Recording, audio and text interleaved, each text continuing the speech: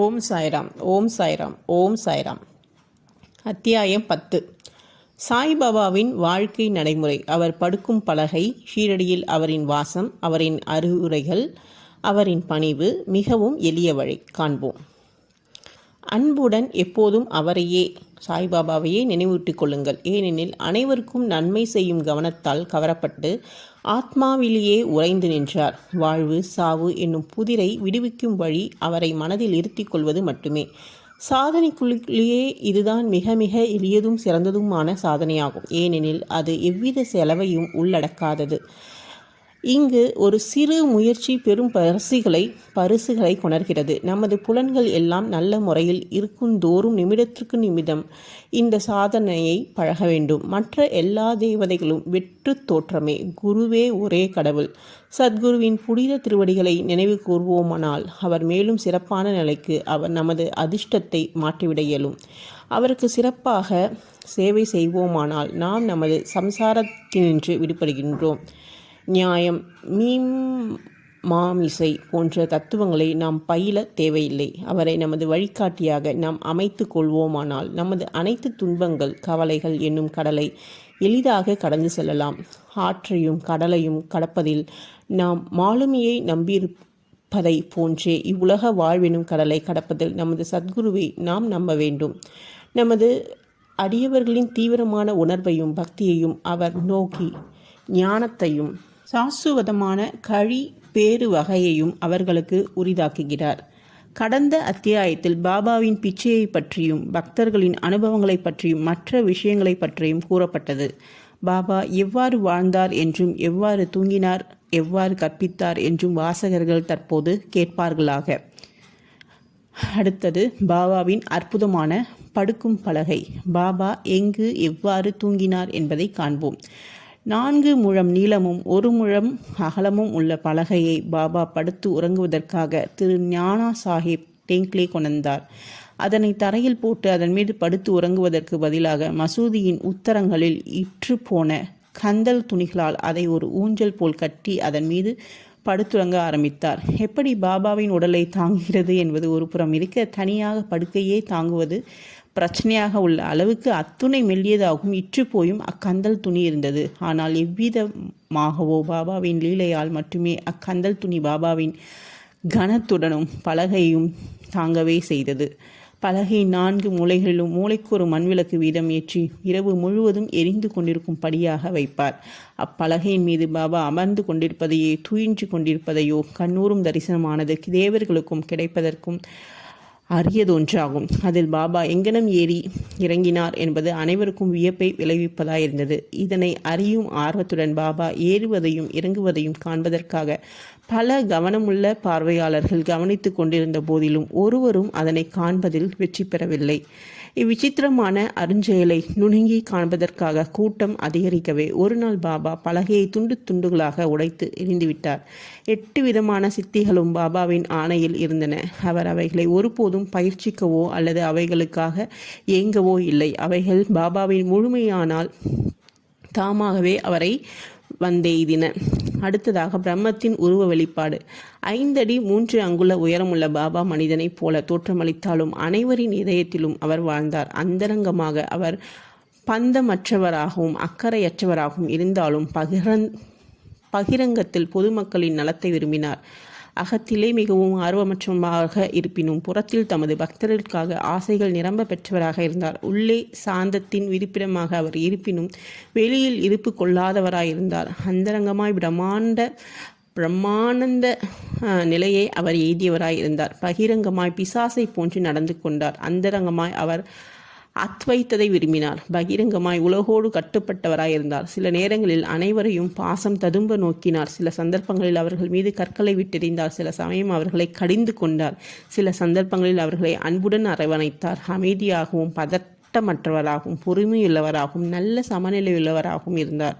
ஆத்மாவிலேயே உறைந்து அதனாலேயே கவரப்பட்டு அதன் வயமாகவே ஆனார். தமது பக்தர்களுக்காக செய்ய வேண்டியவற்றை நன்கு செய்து முடித்தார். எப்போதும் அவர் ஒரே ஆசனத்தில் அமர்ந்திருந்தார். ஒருபோதும் பிரயாணம் செய்யவில்லை. அவரது தண்டம் சிறு குச்சியே ஆகும். அதை எப்போதும் தமது கையில் எடுத்து சென்றார். சாந்தமாகவும் எண்ணங்களிலிருந்து விடுபட்டவராகவும் இருந்தார். செல்வத்தையும் புகழையும் அவர் லட்சியம் செய்யாது பிச்சை எடுத்தே வாழ்ந்தார். இத்தகைய வாழ்க்கையை அவர் நடத்தினார். அல்லாஹ் மாலிக், இறைவனே எஜமானன் என்று அவர் எப்போதும் சொல்லிக் கொண்டிருந்தார். அடியவர்களிடம் அவர் கொண்டிருந்த அன்பு ஏராளமானதும் தடையற்றதும் ஆகும். ஆத்ம ஞானம் சுரங்கமாகவும் பரமானந்த முழுமையும் நிரம்ப பெற்றவராகவும் இருந்தார். சாய்பாபாவின் தெய்வீக ரூபம் இத்தகையது. அத்தகைய எல்லையற்ற முடிவற்ற பாகுபாடற்ற புல் பூண்டிலிருந்து பிரம்மா வரையுள்ள பிரபஞ்சம் அனைத்தும் அரவணைக்கும் ஏக தத்துவமே சாய்பாபாவாக அவதரித்து உண்மையில் தகமையும் நல்ல அதிர்ஷ்டமும் பெற்ற மக்கள் தங்கள் கைகளில் இந்த பொக்கிஷ புதையலை பெற்றனர். சாய்பாபாவின் உண்மையான மதிப்பை அறியாதவர்கள் அவரை ஒரு மனிதனாக சாதாரண மாநில பிறவியாக கருதுகிறார்கள். அவர்கள் உண்மையிலேயே பரிதாபத்துக்கும் உரியவர்கள் ஆகிறார்கள். அடுத்ததாக பாபாவின் ஷீரடி வாசமும் பிறந்த ஆண்டு மற்றும் அனுமானமும். சாய்பாபாவின் சரியான பிறந்த நாளையும் அவரது பெற்றோரையும் ஒருவரும் அறியார்கள். அவரது ஷீரடி வாசத்திலிருந்து அதை ஏறக்குறைய தீர்மானிக்கலாம். அவர் 16 வயது பையனாக இருக்கும்போதே முதலில் ஷீரடிக்கு வந்தார். 3 ஆண்டுகள் அங்கு தங்கியிருந்தார். பின்னர் திடீரென்று சில காலம் மறைந்துவிட்டார். சிறிது காலத்துக்கு பின்னர் நைஜாம் அவுரங்காபாத்தில் அருகில் 20 வயது நிரம்பியிருக்கும் போது தோன்றினார். மீண்டும் ஷீரடிக்கு ஷாந்த் பாடலின் கல்யாண கோஷ்டியுடன் திரும்பினார். பின்னர் தடையற்ற 60 ஆண்டுகள் அவர் ஷீரடியில் வாழ்ந்தார். அதற்கு பின் 1918ஆம் ஆண்டில் மகா சமாதி அடைந்தார். இதில் இருந்து பாபாவின் பிறந்த வருடம் ஏறக்குறைய 1838ஆக இருக்கலாம் என்று கூற இயலும். அடுத்ததாக பாபா மேற்கொண்ட பணியும் உபதேசமும். முனிவர் ராம்தாஸ் 1608 முதல் 1681 17ஆம் நூற்றாண்டில் செழித்தோங்கி விளங்கினார். பசுக்களையும் அந்தணர்களையும் யவனர்களிடமிருந்து காப்பாற்றுதல் மன்னும் சில மேற்கொண்ட குறிக்கோள் பணி திட்டத்தை பெருமளவிற்கும் நிறைவு செய்தார். ஆனால் அவருக்கு 2 நூற்றாண்டுகளுக்கு பின்னர் இரு வகுப்பினர்களுக்குள்ளும் மீண்டும் இந்து முஸ்லிம்களுக்குள் வேற்றுமை அதிகரித்தது. அந்த பாதாள பள்ளத்தினை இணைக்கும் பாலமாக சாய்பாபா விஜயம் செய்தார். அனைவருக்கும் அவர் தம் நிரந்தரமான உபதேசத்தின் உட்கருத்து இவ்வாறானதாகும். ராமரும் இந்துக்களின் தெய்வம் ரஹீமும் ஒன்றே ஒன்று தான். அவர்களுக்குள் எல்லளவும் வேற்றுமை இல்லை. பின்னர் ஏன் அவர்களுடைய அடியவர்கள் சச்சரவு புரிந்து தங்களுக்குள் சண்டையிட்டுக் கொள்கின்றனர்? கள்ளங்கபடு அறியாத மக்களாகிய நீங்களும் குழந்தைகளைப் போல் கைகள் கோர்த்து இரு வகுப்பினரையும் ஒன்றாக இணைத்து விவேகத்துடன் நடந்து கொள்ளுங்கள். இங்கனமாக உங்களது குறிக்கோளாகிய தேசிய ஒற்றுமையை நீங்கள் ஈட்ட பெறுவீர்கள். போராடி வாதாடுதல் நன்றென்று. எனவே விவாதிக்க வேண்டாம், மற்றவர்களுடன் போட்டி போட வேண்டாம். எப்போதும் உங்களது அக்கறையினையும் நலத்தினையுமே கருத்தில் கொள்வீராக. கடவுள் உங்களை காப்பாற்றுவார். யோகம், தியாகம், தவம், ஞானம் என்பன கடவுள் அறியும் நெறிகள். இந்த வழிகள் எதிலேனும் ஒன்றின் மூலம் நீங்கள் இதில் வெற்றி பெற இயலாவிடில் உங்கள் பிறப்பு வீணேயாகும். யாரேனும் ஏதாவது தீமையை உங்களுக்கு செய்வானாகில் அதற்காக பழிக்கு பழி வாங்காதீர்கள். நீங்கள் ஏதேனும் செய்ய இயலுமானால் பிறருக்கு சிறிது நன்மைகளை செய்வீராக. இது அனைவருக்கும் சாய்பாபா அளித்த உபதேசத்தின் சுருக்கம். இது லௌகீக ஆன்மீக விஷயங்கள் இரண்டிலுமே நலம் பயப்பாகும். அடுத்ததாக சத்குருவாக சாய்பாபா. ஏராளமாக குருக்கள் இருக்கின்றனர். தங்கள் கரங்களில் ஜால்ரா, தாளக்கருவி, வீணை சகிதம் வீடுதோறும் சென்று தமது ஆத்மீகத்தை படோடாபம் செய்து கொள்ளும் குருக்கள் உண்டு. அவர்கள் மந்திரங்களை தமது சீடர்களின் காதில் ஓதி அவர்களிடத்திலிருந்து பணத்தை கறப்பர். தமது சீடர்களுக்கு கடவுள் பற்றியும் கடவுள் நம்பிக்கையும் உபதேசிப்பதாக உணர்ச்சி வகையில் வெளிப்படையாக காட்டிக்கொள்வர். ஆனால் தாங்களே கடவுள் பற்றவற்றவாகவும் இருப்பர். ஆனால் சாய்பாபா தமது தகைமையை கடவுள் பற்று மெய்யுணர்வோடும் காண்பிப்பதற்கு எவ்வித சிறு முயற்சியும் எடுக்கவே இல்லை. அடியர்களிடம் பெருமளவு அன்பு கொண்டிருந்தார். 2 விதமான குருக்கள் இருக்கின்றனர். ஒன்று நியத், நியமிக்கப்பட்டவர், குறிக்கப்பட்டவர். 2வது அந்நிய, நியமிக்கப்படாதவர், பொதுவானவர். பின்னவர்கள் தங்கள் உபதேசங்களால் நம்மிடத்தில் உள்ள நற்பண்புகளை அபிவிருத்தி செய்கின்றனர். நமது இதயத்தை தூய்மைப்படுத்துகிறார்கள். நம்ம வீடு பெற்றை அடையும் பாதையில் செல்ல தூண்டுகிறார்கள். அதற்கு மாறுபாடாக முன்னவர்களாகிய குருக்களோ தமது தனி இயல்பை, பேத உணர்வை அழித்து நீயே அது என்று உணர செய்து தம்மை ஏகத்வத்தில் ஸ்தாபிக்கின்றனர். பல்வேறு வகையான உலக ஞானத்தை அளிக்கும் பல திறத்தான குருக்கள் இருக்கின்றனர். ஆனால் நம்மை நமது இயற்கையில் ஆத்மாவில் நிலைப்படுத்தி உலக வாழ்வென்றும் சாகரத்துக்கு அப்பால் நம்மை சுமந்து செல்பவரை சத்குரு எனப்படுபவர். சாய்பாபா அத்தகைய ஒரு சத்குரு ஆவார். அவருடைய பெருமையை விவரிக்க இயலாது. யாரேனும் பாபாவின் தரிசனத்தை பெற சென்றால் கேட்கப்படாமலேயே அவரது கடந்த கால, நிகழ்கால, எதிர்காலங்களின் ஒவ்வொரு விவரத்தையும் உரைப்பார். எல்லா ஜீவராசிகளிடமும் அவர் தெய்வீகத்தை கண்டார். நண்பர்களும் பகைவர்களும் அவருக்கு ஒன்றே. அபாவற்றவராகவும் சமன் செய்யப்பட்டவராகவும் இருந்த அவர் தீயோருக்கு கட்டுப்பட்டு செவிசாய்த்தார். சுபிட்சத்திலும் துர்தஷ்டத்திலும் அவர் ஒரே மாதிரியாயிருந்தார். எப்போதும் எவ்வித ஐயமும் அவரை தீண்டவில்லை. அவ்வுடம்பில் அவர் இயங்கினார் எனினும் எல்லளவும் தமது உடம்பிலேயோ வீட்டிலேயோ பற்றற்றவராக இருந்தார். உடலுருக்கொன்று அவர் தோற்றமளித்தாலும் உண்மையில் அருவமானவர், அதாவது இந்த வாழ்க்கையிலிருந்து விடுதலையானவர். அடுத்ததாக பாபாவின் பணியுடைமை.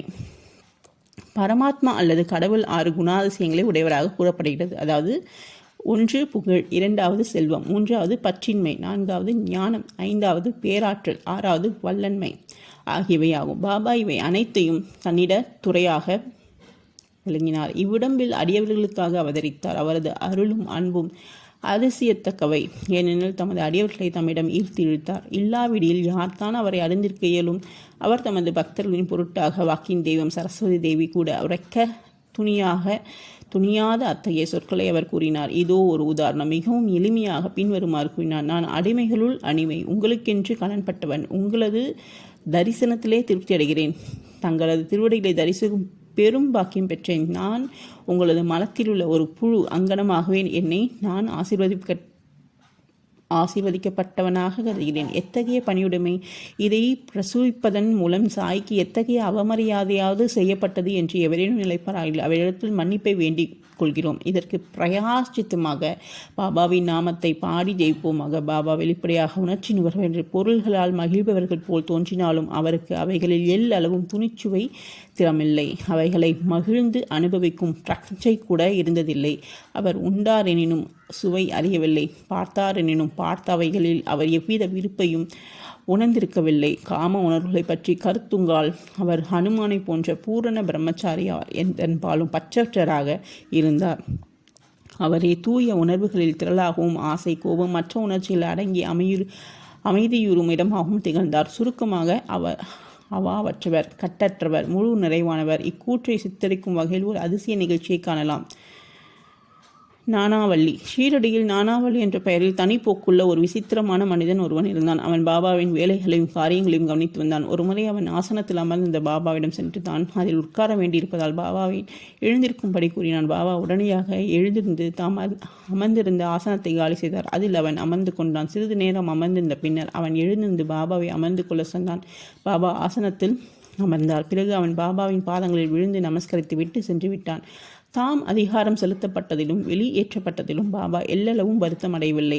இந்த நானாவளி பாபா மகா சமாதியை எய்திய 13வது நாள் தானும் காலமாகும் அந்த அளவிற்கு பாபாவை நேசித்தான். அடுத்ததாக மிகவும் எளிய வழி. முனிவர்களுடைய கதைகளை கேட்டதும் அவர்களின் சத் சங்கத்தில் இருப்பதும். புறத்தில் சாய்பாபா சாதாரண மனிதர் போன்று நடித்தாலும் அவரது செய்கையில் அவரது அசாதாரண புத்தி சாதுரியத்தால் திறமையும் காண்பித்தன. அவர் எதை செய்த போதிலும் அவைகள் அடியவர்களின் நன்மை கருதியே செய்யப்பட்டன. தமது அடியவர்களுக்காக சுவாச நியமத்தையோ அல்லது எத்தகைய வழிபாட்டு முறைகளையோ அவர் வகுத்துரைக்கவில்லை, அல்லது எவ்வித மந்திரத்தையும் எவர் காதிலும் அவர் ஓதவில்லை. எல்லா புத்திசாலித்தனத்தையும் விட்டொழித்துவிட்டு எப்போதும் சாயி சாயி என்று ஞாபகம் ஊட்டிக் கொள்ளும்படியும் அவர்களிடம் கூறினார். இதை செய்வர்களானால் உங்களது கட்டுகளுக்கெல்லாம் விடுபட்டு விடுதலை அடைவீர்கள் என்று உரைத்தார். 5 நெருப்புகளுடைய அமர்தலும் யாகங்களும் பாராயணங்களும் அஷ்டாங்க யோகங்களும் அந்தணர்களால் மட்டுமே இயல்வதாகும். மற்ற வகுப்பினருக்கு அவைகளால் எவ்வித பலனும் இல்லை. மனத்தில் தொழில் நினைப்பதாகும் என்றுமின்றி அது ஒரு நிமிடமும் இருக்க முடியாது. புலன் உணர்விற்கு சார்பான பொருளை அதற்கு நீங்கள் அளித்ததால், அதை பற்றி நினைக்கும் அதற்கு குருவை அளித்தால் அது குருவை பற்றி எண்ணமிடும். நீங்கள் மிக்க கவனத்துடன் சாயின் பெருமையும் பேராற்றலையும் கேட்டீர்கள். இதுவே சாயினுடைய இயற்கையான நினைவூட்டிக் கொள்ளுதலும் வழிபாடுதலும் கீர்த்தனையும் ஆகும். மேலே கூறப்பட்ட மற்ற சாதனை போன்ற இக்கதைகளை கேட்பது என்பது அவ்வளவு கடினமானது அல்ல. இக்கதைகள் சம்சாரம் எனும் உலக வாழ்க்கை பயத்தை அறித்து உங்களை ஆத்மீக பாதையில் அழைத்து செல்கின்றன. எனவே இக்கதைகளை கவனத்துடன் கேளுங்கள், அவைகளை தியானியுங்கள், அவைகளை ஜீர்ணித்துக் கொள்ளுங்கள். இம்முறை பின்பற்றப்பட்டுவிட்டால் அந்தணர்கள் மட்டுமின்றி பெண் இனமும் கீழ் குலத்தாரும் தூய்மை அடைந்து புனிதமடைவர். நீங்கள் உங்களது உலக கடமைகளை செய்து கொண்டோ கவனித்து கொண்டோ இருக்கலாம், ஆனால் உங்களது மனத்தை சாயிக்கும் அவரின் கதைகளுக்கும் அளித்துவிடுங்கள். பின்னர் அவர் உங்களை ஆசீர்வதிப்பது நிச்சயமாகும். இதுவே மிகவும் எளிமையான வழியாகும். எனினும் அனைவரும் ஏன் இதை பின்பற்றவில்லை? காரணம் என்னவென்றால் கடவுள் அருளின்றி முனிவர்களின் கதைகளை கேட்கும் ஆர்வம் நமக்கு வருவதில்லை. கடவுளர்களால் எல்லாம் தட்டுத்தடங்களின்றி எளிதாகவும் நடந்தேறுகிறது. முனிவர்களின் கதைகளை கேட்பது என்பது ஒரு வழியில் அவர்களின் சத் சங்கத்தை பெறுதலை நிகழ்ப்பதாகும். முனிவர்களின் கூட்டுறவின் முக்கியத்துவமானது மிகவும் பெரியது. நமது உடல் உணர்வையும் அகங்காரத்தையும் அகற்றி பிறப்பு இறப்பு என்னும் சங்கிலி தொடர்ச்சியை அறவே அழிக்கிறது. இதய முடிச்சுகளை எல்லாம் துண்டாக அறுத்துவிட்டு தூய உணர்வுகளான கடவுளிடத்தை நம்மை அழைத்து செல்கிறது. புலன் உணர்வு விஷயங்களை பற்றி நமது அபாவின்மையை நிச்சயம் அதிகரித்து இன்பத் துன்பங்களை நாம் முழுவதும் லட்சியம் செய்யாதவராரும் ஆக்கி ஆத்மீக பாதையில் மென்மேலும் நம்மை அழைத்து செல்கிறது. நாமஸ்மரணம், வழிபாடு அல்லது பக்தி போன்ற சாதனைகள் உங்களிடம் இல்லையாயினும் ஞானிகளிடம் உங்கள் முழு இருதயத்தோடு சரணாகதி அடைவீர்களானால் இவ்வுலக வாழ்வினும் பெருங்கடலுக்கு அப்பால் அவர்கள் நம்மை பத்திரமாக இட்டு செல்வார்கள். இக்காரணத்துக்காகவே முனிவர்கள் உலகில் அவதரிக்கிறார்கள். உலகின் பாவங்களை அடித்து செல்லும் கங்கை, கோதாவரி, கிருஷ்ணா, காவேரி முதலிய புனித ஆறுகள் கூட முனிவர்கள் ஸ்தானத்திற்காக தங்களிடம் வர வேண்டும் என்றும் தங்களை புனிதப்படுத்த வேண்டும் என்றும் விரும்புகின்றன. முனிவரின் பேராற்றல் அத்தகையது. முந்தைய பிறவிகளில் நாம் செய்த நற்கர்மங்களின் சேமிப்பு குவியல்களால் நாம் சாய்பாபாவினுடைய திருவடிகளை அடைய பெற்றோம். சாயின் ரூப தியானத்துடன் இந்த அத்தியாயத்தில் நாம் முடிக்கின்றோம். அத்தகைய சுந்தரமான அழகு படைத்த சாயி மசூதியின் விளிம்பில் நின்று கொண்டு உதியை ஒவ்வொரு பக்தருக்கும் அவரவர் நன்மையை கருத்தில் கொண்டு விநியோகித்து கொண்டிருக்கிறார். இவ்வுலக வெறுமையை கருதி பரமானந்தத்தில் எப்போதும் திளைத்து கொண்டிருக்கும் அவர் முன்னால் கீழே விழுந்து வணங்குகிறோம். ஓம் சாய்ராம், ஓம் சாய்ராம், ஓம் சாய்ராம். ஸ்ரீ சாயியை பணிக அனைவருக்கும் சாந்தி நிலவட்டும். அடுத்த அத்தியாயத்தில் சந்திப்போம். நன்றி.